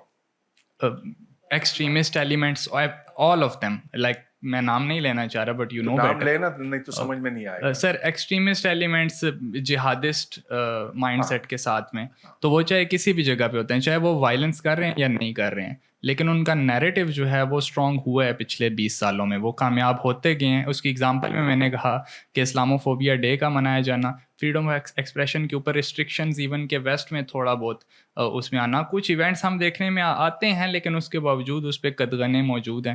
انڈیا میں ابھی ریسنٹلی جو ایونٹ ہوا تو قطر کے سامنے بھارتی حکومت نے جو ہے وہ لائک دے گیو اپ, تو یہ بھی ایک اس نیریٹو کی فتح تو ہے. چاہے ان کی لائک ڈیتھس نہیں کاز کر رہے, وائلنس کی دھمکیاں دے رہے ہیں, لیکن اپنے نیریٹو میں کامیاب ہو رہے ہیں. اب مینٹل سبجوگیشن دوسرے کی کر رہے ہیں. اچھا ٹھیک, میں سمجھ گیا. اوکے,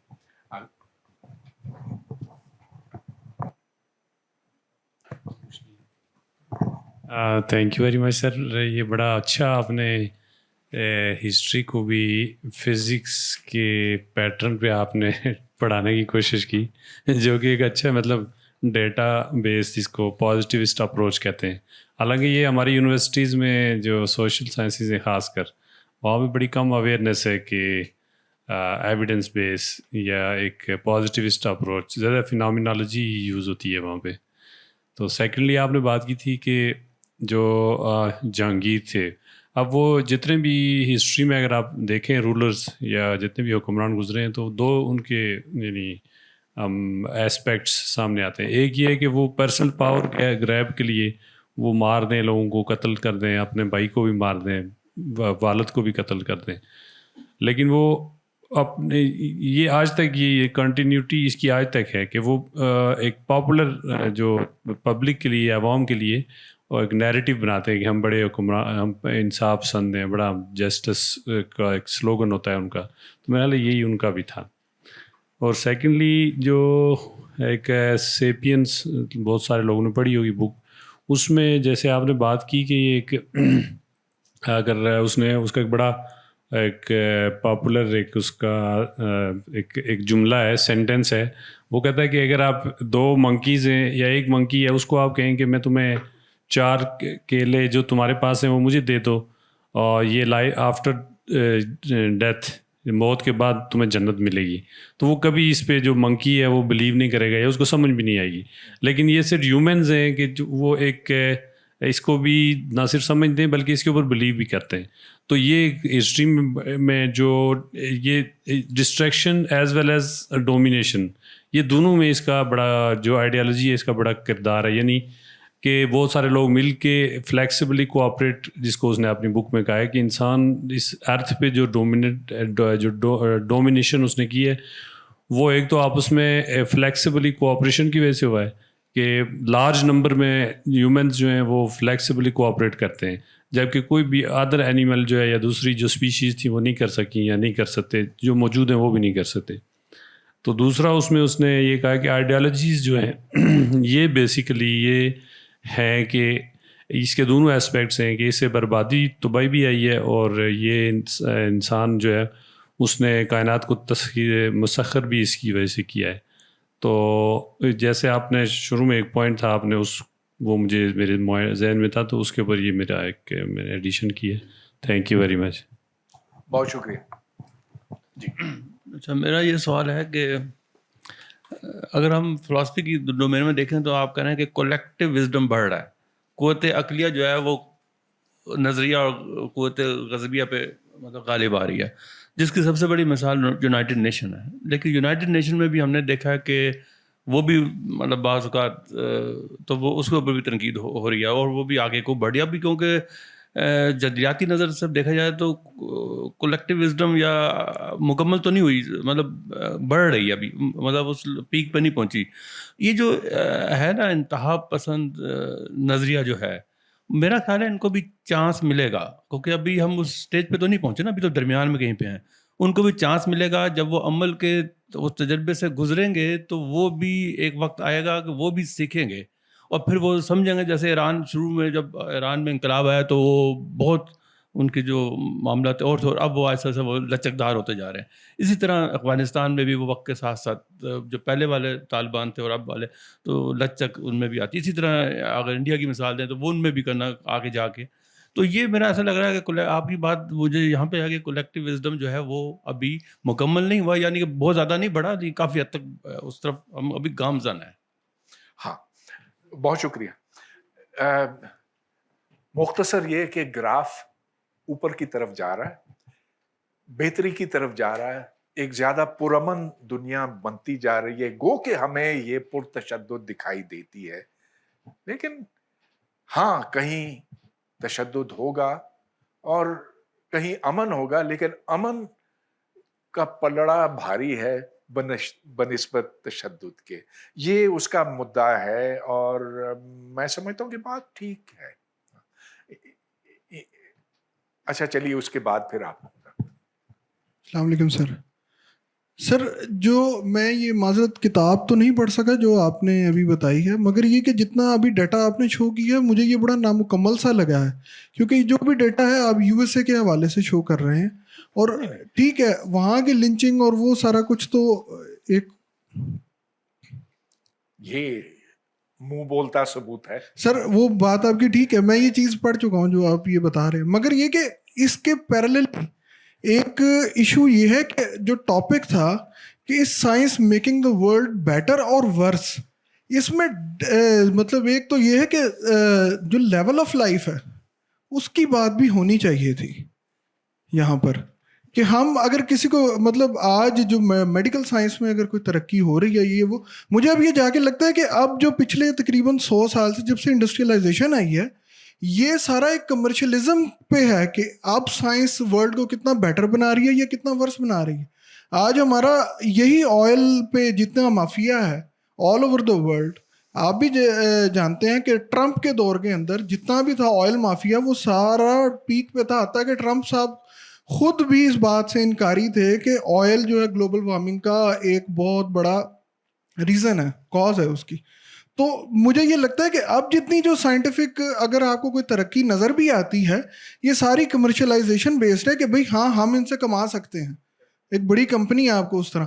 آپ لوگوں کو یہ پتہ لگنا شروع ہوا ہے کہ جناب یعنی یہ ان بڑی کمپنیز کو فیس بک وغیرہ کو کہ ہم اے آئی سے ان سے ارن کر سکتے ہیں، وہ اس میں انویسٹ کر رہے ہیں. ورنہ اے آئی کا کانسیپٹ ہم بھی جانتے ہیں کہ تقریباً 75 سے آنورڈز اس کے الگوریدمز آنے شروع ہو گئے تھے، بننے شروع ہو گئے تھے. میتھمیٹیشین ہیں وہ سارے یہ ان کو لے کے چلنا شروع ہو چکے تھے. مگر یہ کہ یہ سارا کمرشلائزیشن بیس ہے. جب لگا ایک کیپٹلزم کے اندر ایک کسی کو کہ میں پیسہ لگا سکتا ہوں اب اس کے اندر اور مجھے اس سے ریٹرن آ سکتا ہے، اس نے اس ورلڈ کو وہ جو ہمیں لگ رہا ہے ایک سراب کی طرح کہ یہ اب میں بیٹر کرتا جا رہا ہوں، وہ شاید اس طرح نہیں ہے. ہمارا لیول آف لائف جو ہے وہ شاید اب نیچے جاتا جا رہا ہے.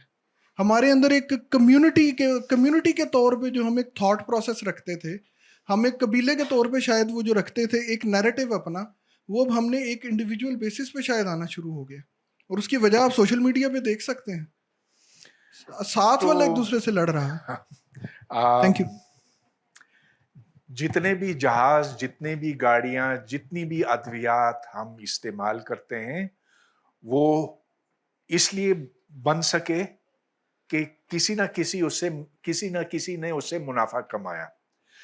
تو یہ کیپٹلزم کے نتیجے میں شاید سب کچھ بنا، لیکن اس کا فائدہ آپ کو اور مجھ کو ہوا نا. آخر ہماری جو جدید دنیا ہے وہ زیادہ تر، سارا نہیں لیکن زیادہ تر تو یہ کیپٹلسٹ ملکوں نے کیا. کیوں کیا؟ اس لیے کہ ان کا مفاد اس سے وابستہ تھا. اچھی بات ہے اگر وہ اپنا فائدہ آگے بڑھا سکتے ہیں اور ساتھ میرا بھی فائدہ، تو پھر میں کیوں اس کو برا کہوں. اب جہاں تک آئل کمپنیز کی بات ہے، پہلے آپ نے یہ کہا کہ آئل کمپنیز انکاری تھے اور عام لوگ بھی اس سے انکار کرتے تھے کہ تیل جلانے سے माहौल पे कोई बुरा असर नहीं पड़ता। आज ऑयल कंपनीज भी ये इसका इतराफ़ करती हैं, लेकिन फिर भी उससे बचने की कोशिश करती हैं। ज़्यादा देर तक वो भी जानते हैं कि वो बच नहीं सकेंगे, क्योंकि इसके जो असरात हैं इतने वाज़ेह हैं, हमारे सामने हैं कि अब उनके ऊपर कदगनें लगाई गई हैं, उनको मजबूर किया जा रहा है कि वो क्लीनर फ्यूल्स की तरफ जाएं, उनको मजबूर किया जा रहा है कि वो दूसरे एरियाज को देखें जो माहौल को इतना नहीं नुकसान पहुंचाते वगैरह। तो इंसानी तरक्की का ये एक हिस्सा है, आहिस्ता आहिस्ता हम सीख रहे हैं। आपको याद है कि एक जमाने में लेडेड फ्यूल्स की बात होती थी, वो कहते थे अगर लेड है किसी फ्यूल के अंदर तो कोई बात नहीं। फिर जब साइंस ने उनको ये बात पहुंचाई कि ये तो इंतहाई खतरनाक है इंसानी सेहत के लिए, उसके बाद फिर कानून साजी ऐसी हुई कि वो ये ज्यादा बना नहीं सके और बिल आखिर अब लेड फ्यूल्स खत्म हो गए। अच्छा, शुक्रिया सर। आपके लेक्चर से मैं ये समझ पाया हूँ कि दुनिया अब साइंस के इस्तेमाल से पुरअमन हो गई है, मगर इसके साथ ही साइंस ने नए चैलेंजेस खड़े किए हैं इंसानियत के लिए, जिसमें माहौल है, ग्लोबल वार्मिंग है, पॉपुलेशन है, पोल्यूशन है।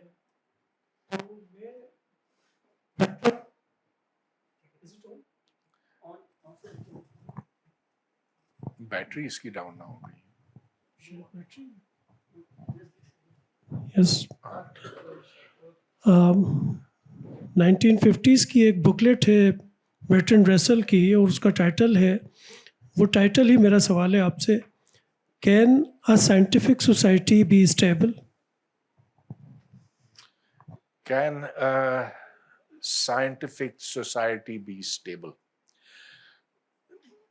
साइंस हर चीज नहीं तय करती है, इक़्तिदार भी हैं, और मैं इसी पर आता हूं जिससे मैंने बात शुरू की थी कि ये मुकाबला है इनके और इनके बीच में।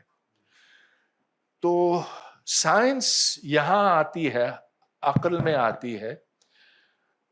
बाकी चीजें तो पहले भी थीं, लेकिन हम अक्ल को जिस तरह से इस्तेमाल करेंगे इनकी हिमायत में, उसी हिसाब से हमारी बका के इम्कानात बढ़ते हैं, अमन के इम्कानात बढ़ते हैं। सिर्फ अगर अक्ल हमारे पास हो और हमारे अंदर वो उस जिबिलत पर कोई कंट्रोल ना हो, तस्खीर करना है, लड़ना है, लड़ झगड़ कर कोई चीज हासिल करनी है, फिर तो अमन नहीं होगा। इसका कोई हतमी जवाब नहीं हो सकता जो सवाल आपने मुझसे किया, लेकिन जितना ज्यादा हम इसके ऊपर गौर करेंगे कि हम एक ही कुर्रे के ऊपर रहते हैं, हमें साथ रहना है, हम एक दूसरे के ऊपर अगर जुल्म करते हैं, अगर नाइंसाफी होती है, तो फिर यहां जिस किस्म की जंगें होंगी, जिस किस्म के फसादात होंगे, वो आखिर हम सबको तबाह कर देंगे, क्योंकि हर एक के हाथ में अब ये मोहल्लिक तरीन हथियार आते चले जा रहे हैं। तो ये हमारी अक्ल के ऊपर है, हम इस पे काबू पा सकते हैं कि नहीं।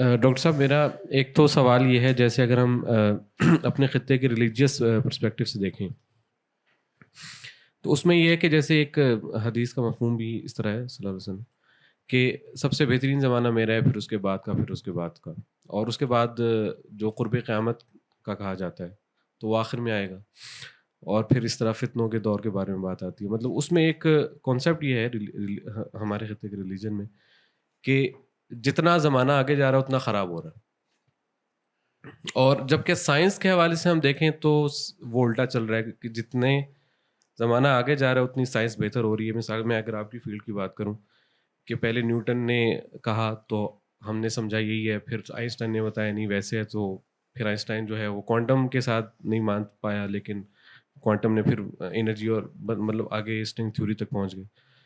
تو یہ ایک بڑا تضاد پایا جا رہا ہے. یہ میرا پہلا کویسچن ہے.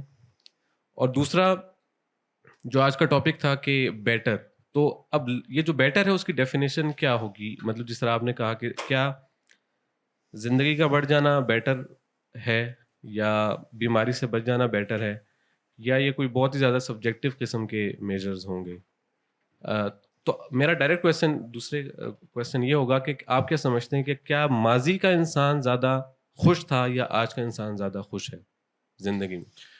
دونوں سوال آپ کے بہت اچھے ہیں اور اس آج کے موضوع سے عین متعلق. جو قدیم تصور تھا دنیا کا وہ بڑا سادہ تھا کہ جس طرح سے دنیا اب ہے ویسی ہی رہے گی آنے والے وقتوں میں, تمام آنے والے وقتوں میں. ترقی کا تصور آپ کو نہیں ملتا. آپ کو قانون دیا گیا کہ ہمیشہ ہمیشہ ایسا ہوگا, اور اسی لیے قانون سازی بھی اسی حساب سے کی گئی.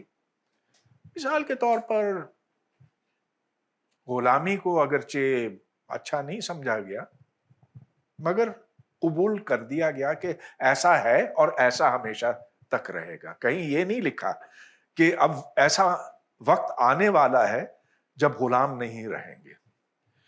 یا اگر آپ دوسری مثال لینا چاہتے ہیں, سود جس کو حرام قرار دے دیا گیا تھا, تو یہ تصور نہیں کیا گیا کہ افراط زر, انفلیشن جیسی کوئی چیز ہو سکتی ہے جو کہ ہر کیپٹلسٹ معاشرے میں ناگزیر ہے. اگر آج آپ سود نہ لیں تو آپ کے پاس اگر 100 روپے ہے, 5 سال بعد وہ 50 روپے کے برابر بھی نہیں ہوگا, 30 روپے کے برابر شاید ہو جائے. اور آج کل جو خوفناک صورتحال ہے اس میں اگر آپ کو 20% سود بھی ملتا ہے وہ بھی ناکافی ہے.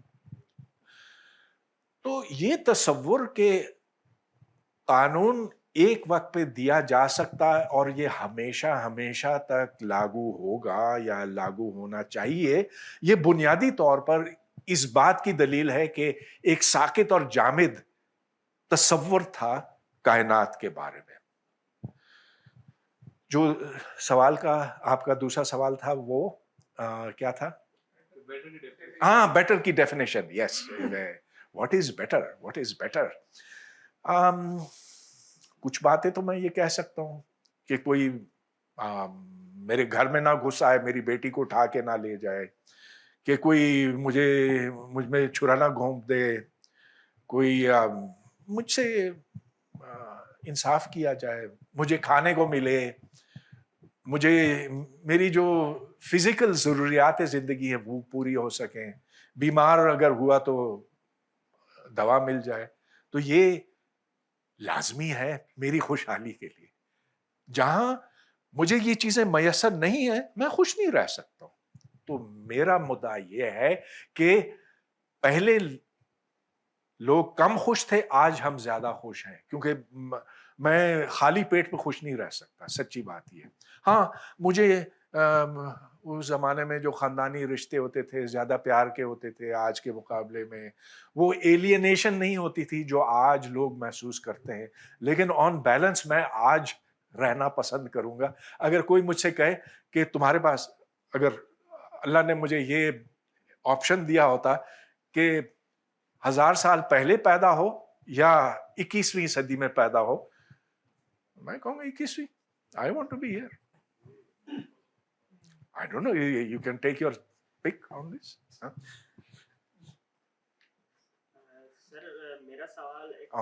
سر میرا سوال تھوڑی عجیب نوعیت کا بھی ہے سر. آلدو میں پہلے ساری عجیب باتیں کر رہی ہیں. پہلے کلیریفائی کر دوں سر کہ میں کسی طرح کی وائلنس کو میں پسند نہیں کرتا اور اس کو میں نگیٹ کرنا چاہوں گا سر. لیکن سر پہلے ہی بتا چاہوں گا تھوڑی عجیب نوعیت کے, جس طرح کی بھی آپ نے اسٹیٹس دکھائے سر, جو 8 یا 10 جو رینکنگس دکھائے, جینوسائڈس تھے, وارز تھے, جتنے بھی لوگ مارے گئے یا مرے, سر اگر آج ہم اپنے مسائل کو دیکھتے ہیں ان میں ایک ہے پاپولیشن آف دا ورلڈ سر. اگر وہ سارے نہیں ہوتے تو آج ہماری ورلڈ پاپولیشن میرے خیال میں اس سے 10 گنا ہوتی اور وہ ہمارے مسائل میں اضافہ کرتی. آپ کا اس پہ کیا ٹیک ہے سر؟ پاپولیشن کنٹرول جنگ کے ذریعے سے تو ہو سکتی ہے, اس میں کوئی شک نہیں. ہم مارتے چلے جائیں ایک دوسرے کو تو پھر وہ ایک, لیکن اگر ہم کانٹراسیپٹیوز استعمال کریں تو وہ زیادہ اچھا پورا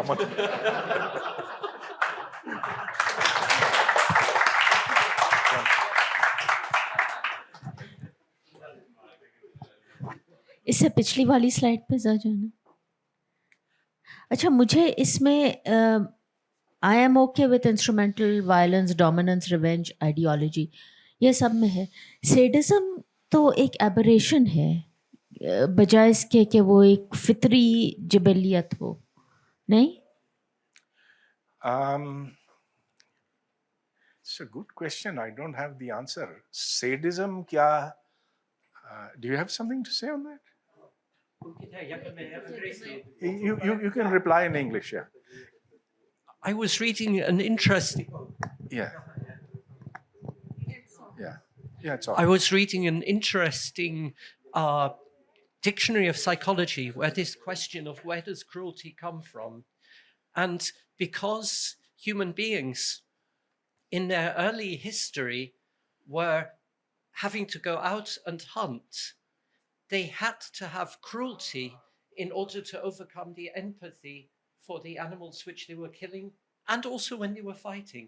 So cruelty was necessary to survive, I think, is an answer.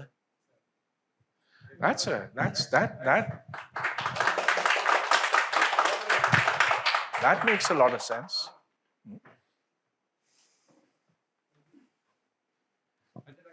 زبردست تھا. اس یہی سلائڈس کی اگر ہم بات کر لیں اور امریکن کا جو ایک کیس اسٹڈی کے طور پہ لیں, امریکن اسٹڈی جو کہ سائنٹیفکلی لیڈر ہے, سائنٹیفک لیڈر ہے دنیا میں, وی کین سے کہ امریکن ایک سائنٹیفک لیڈر ہے.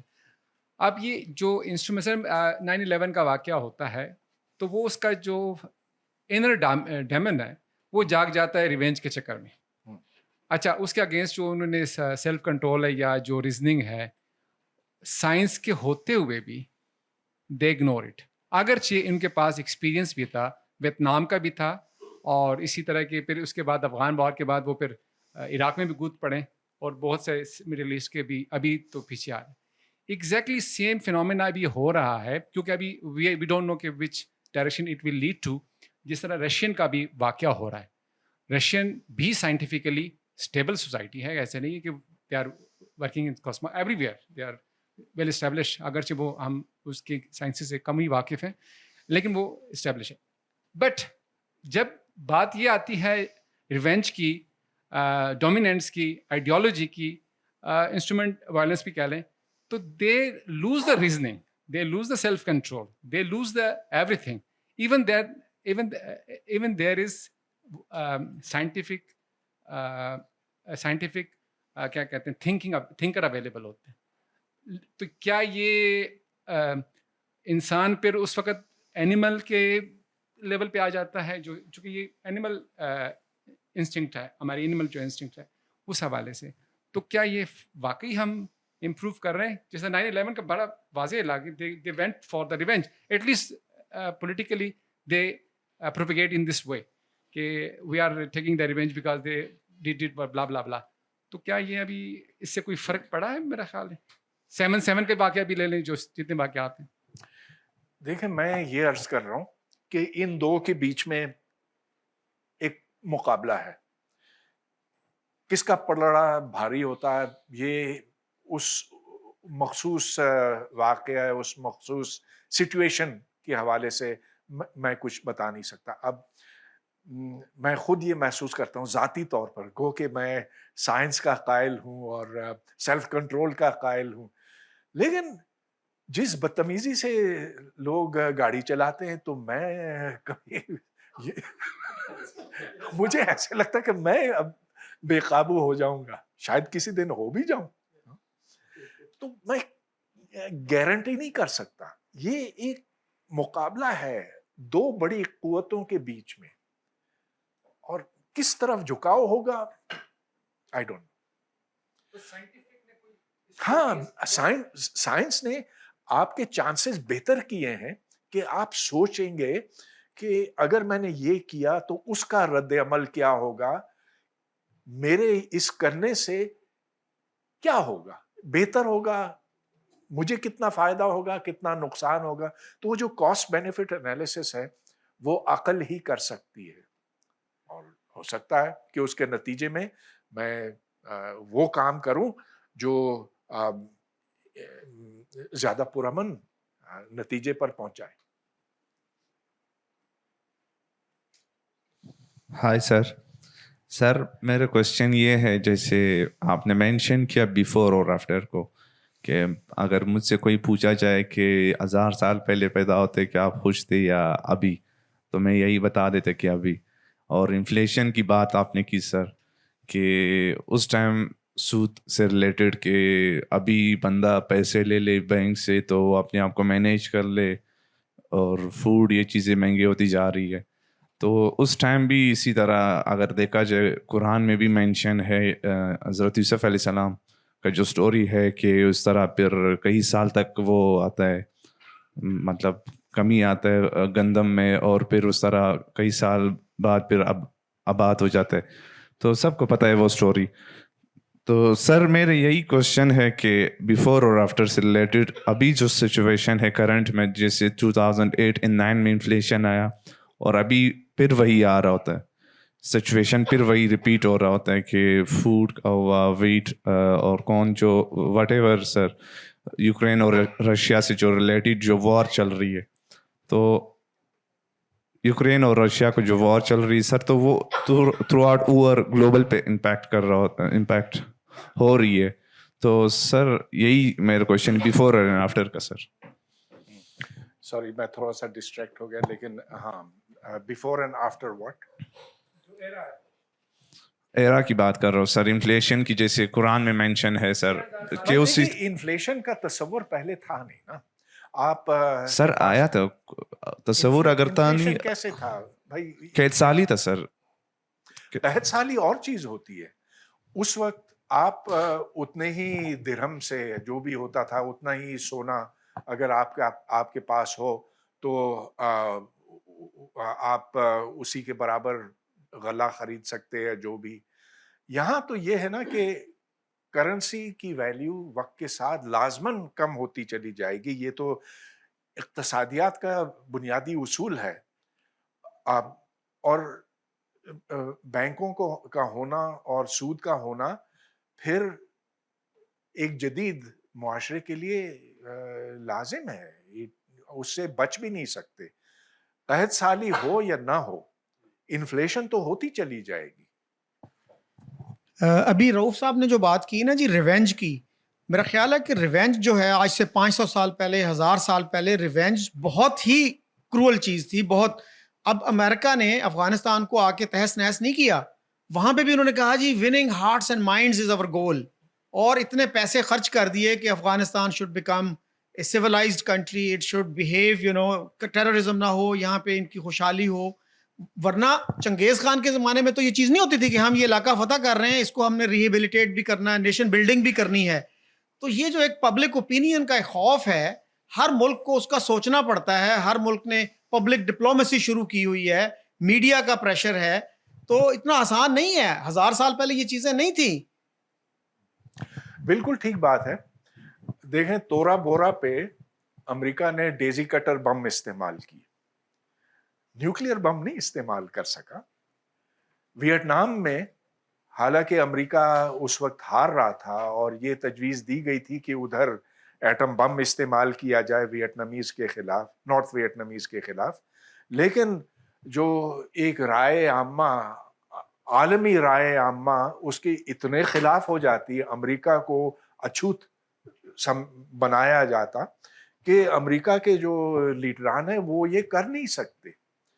लिहाजा ये इस बात की दलील है कि वक्त के साथ साथ हमारे इक़दार बेहतरी की तरफ होते जा रहे हैं। हम तशद्दुद को इतनी आसानी से बर्दाश्त करने के लिए तैयार नहीं है। हम we are definitely doing better. अच्छा मेरा ख्याल है सब I have one last comment. I'm not quite convinced by Walter's argument about cruelty. There's a difference between cruelty and sadism. So what he was talking about was killing out of necessity. Sadism is deriving pleasure from that. नहीं, लेकिन इनका ये कहना था कि हमें अपना वो इंस्टिंक्ट सप्रेस करना पड़ता है. तो हम जब जानवर को ज़िबा करते हैं तो जानवर तड़पता है. I understand that. The point is, in my opinion, I could be wrong, but in the previous slide, the word should be cruelty, not sadism there.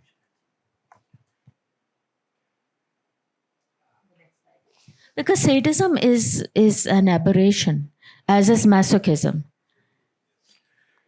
Okay, I have Pinker's email.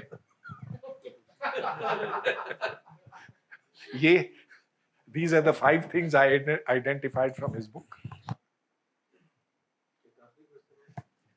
Last question.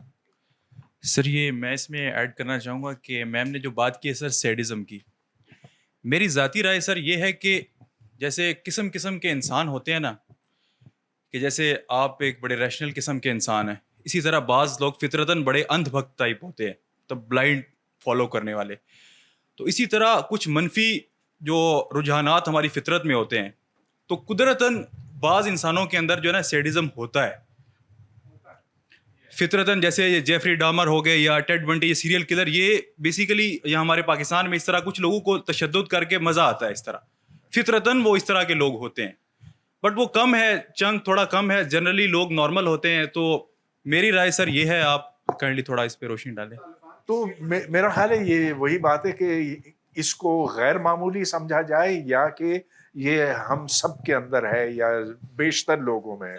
तो इस पर बहस हो सकती है. क्या ये 5% लोगों के अंदर सेडिज्म है? अगर है तो उसको फिर इस लिस्ट में शुमार करना चाहिए. अगर 10% है तो क्या? अगर 15 तो क्या? तो ये मेरा ख्याल है एक मुझे सच्ची बात है कि पता नहीं, क्योंकि मैं सेडिस्ट लोगों से मेरा ज्यादा वास्ता पड़ा नहीं. सर ये मतलब जैसे आपने सर ये कहा कि दुनिया के अंदर एक तो होते हैं आवाम, वो तो सर जनरल लोग होते हैं कि मिसाल के तौर पे किसी भी चीज़ पे उन्हें जब लगाया जाता है तो वो तो लग जाते हैं. ये चीज़ें तो सर जो अच्छी हों या बुरी हों, ये तो होती गैर मामूली लोगों में हैं. तो वो गैर मामूली लोग तो हमेशा सर थोड़े से होते हैं.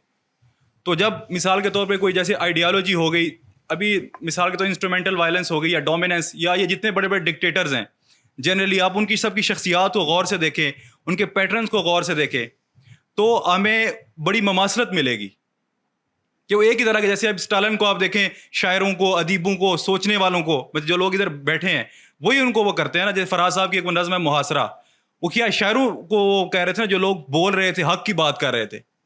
तो ये फितरतन सर मतलब होते तो वो लोग गैर मामूली हैं, मतलब कोई अच्छा काम करते हैं या बुरा करते हैं,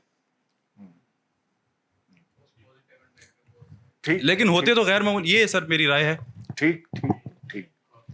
अच्छा, ये कहना ये चाह रहे हैं कि सर जो जिस तरह एक रिसर्च कोई एनालिसिस आप कर रहे होते हैं, एक आउटलायर होता है, उसकी वजह से सारा जो आपका रिजल्ट ख़राब हो जाता है. तो कहना ये चाह रहे हैं कि बड़े कम होते हैं ये लोग सैडिस्ट, लेकिन ये होते हैं. और जिस तरह एक उसमें मैंने बताया आउटलायर मीन्स कि एक्सेप्शनल एबनॉर्मल एक बिहेवियर, वो होता ज़रूर है लेकिन बहुत नॉमिनल उसको आप कह सकते हैं सोसाइटी. फिर रियलिज़म और आइडियलिज़म इसी चीज़, जो थ्योरीज़ हैं वो इसी चीज़ पे बेस कर रही हैं कि आइडियलिज़म ये कह रहा है कि नहीं, दुनिया जो है बड़ी अच्छी है, लोग बड़े अच्छे हैं और आपस में कोऑपरेटिव हैं, एक दूसरे का ख्याल रखते हैं. जबकि रियलिस्ट है वो उनकी डिफरेंट, उसकी थोड़ा अपोजिट उसकी अप्रोच है. वो ये कहते हैं कि नहीं, हमें रियलिस्ट बन के चलना चाहिए और रियलिटीज़ जो हैं, ग्राउंड रियलिटीज़ को हमें एक्सेप्ट करना चाहिए. तो मेरा ख्याल है ये उस तरफ इशारा कर रहे हैं. ठीक, थैंक यू. ठीक. ऑनलाइन सवाल भी हैं कोई? तो मेरा ख्याल है अब ऑनलाइन की तरफ चलते हैं. अगर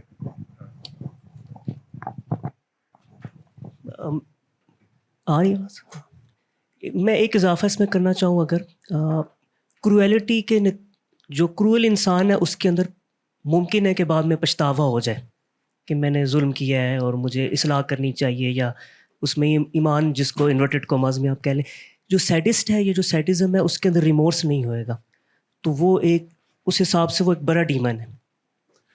दूसरे ये कि उसको मजा आता है औरों को तकलीफ पहुंचाने में। एग्जैक्टली।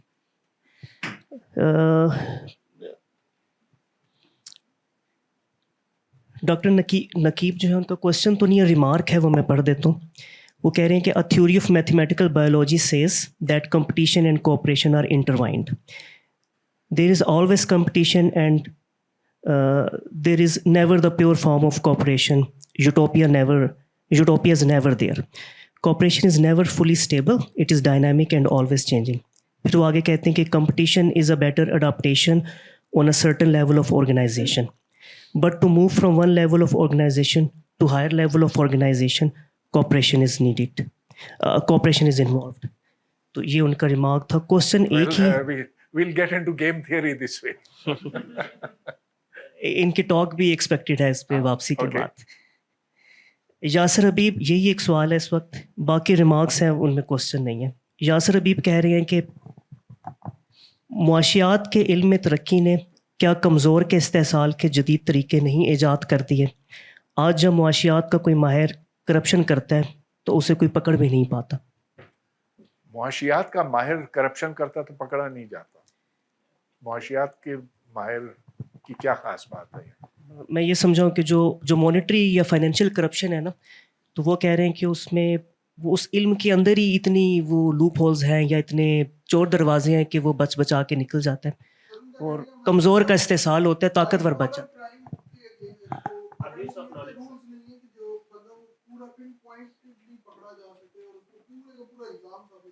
अच्छा, तो कमजोर मारा जाता है, ताकतवर बच जाता है, बस वो ये कह रहे हैं। और आजकल के ज़माने में जब आप दरवाज़ा तोड़कर डकैती नहीं करते, अगर आप कोई डॉक्यूमेंट पर जाली दस्तखत कर लें, या आप कोई वाइट कॉलर क्राइम जिसके 100 तरीके हैं, बैंक में आप चले जाएं, बैंक वालों ने अगर आपसे कहा कि आपको 14%, मेरे साथ ही हुआ एक्चुअली, अभी बैंक में हुआ, आपको 12% मिलेगा और बस आप इधर साइन कर लें। मैंने साइन किया, कर दिया।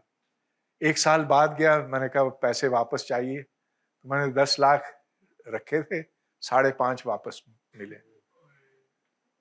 खुदा के वास्ते अभी बैंक से बचे हैं। और ये इस्लामी तकाफुल अकाउंट जो उन्होंने एक खास खोला हुआ है, शरीयत कंप्लायंट बैंकिंग करते हैं, और मुझसे 4.5 लाख ले लिए 10 लाख में से।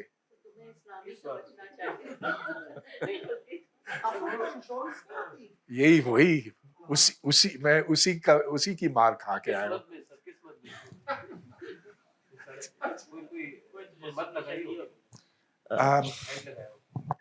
नहीं, उन्होंने कहा कि जैसे ही आप साइन करते हैं ना, तो 3 लाख तो वहीं कट जाते हैं उनकी फीस में।